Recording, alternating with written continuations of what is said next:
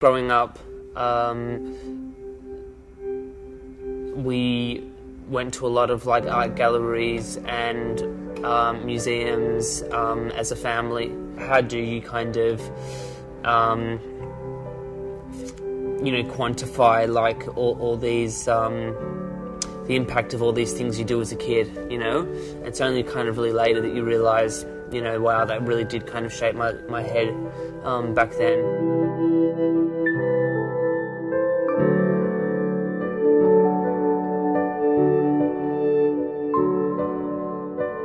My name's Josh, Goot, and I do a label of the same name, and I've been doing that for about 6 years. Grew up in Sydney, in the eastern suburbs.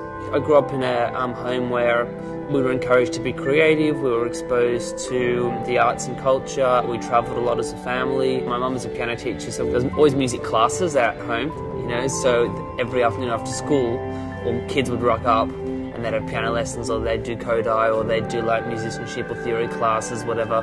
And so, that was a constant thing. There's always people making mistakes on a piano, from 4 to 8 every night. It was good.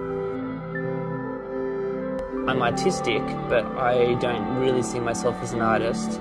I think that some people's creativity is more constrained and perhaps more disciplined or more commercial than others. And some people's is probably coming from a really pure, creative, expressionist place. I think it is an urge. The cause is probably diverse and it's probably different in different people. It kind of comes down from just wanting to kind of make a contribution, wanting to kind of say something in some way. I think that's probably where it came from for me. I just knew that I kind of felt like I could do it and I could also say something, and that what I wanted to say, I felt there was a place for it and that it made sense and it was kind of worth saying and that it was different and worthy, and I thought, oh, okay, well, let me start telling the story.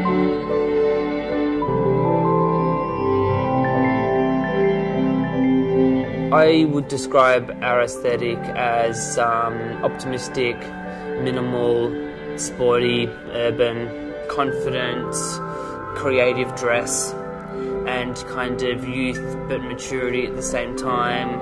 And I think we're just kind of flirting with these midpoints, which I think are really modern, these ways to be that we didn't have before as a community. Like if I was a girl and I wanted to feel sharp and polished and crisp and kind of precise for my board meeting, I would want a really crisp collar that I could then wear back with my tailoring, and it framed me really well. And what I think is modern is the combination of something so strict with something so easy. Certainly for spring or summer collections, we go very bright, high key. We do a lot of black and white just to make everything else pop.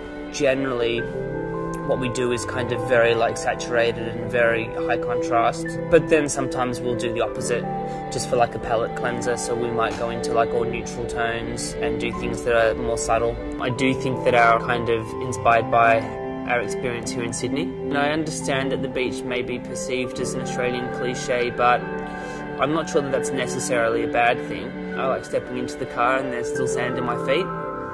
That's pretty special. I feel like the way it's incorporated into our lives, particularly in the summertime, is really special, and it does set our culture apart from other parts of the world. And I think as Sydney can or does become a bit of a style capital, I think it does set us apart from the others. We've had those moments overseas where, we've sold to the great stores and, had the windows of the top stores and shown in New York and London, and we've experienced all of that. It's not where our heads are at right now. Right now, what we're trying to be is to be strong at home. We've had our highs and lows, but it's all part of the rich tapestry of life.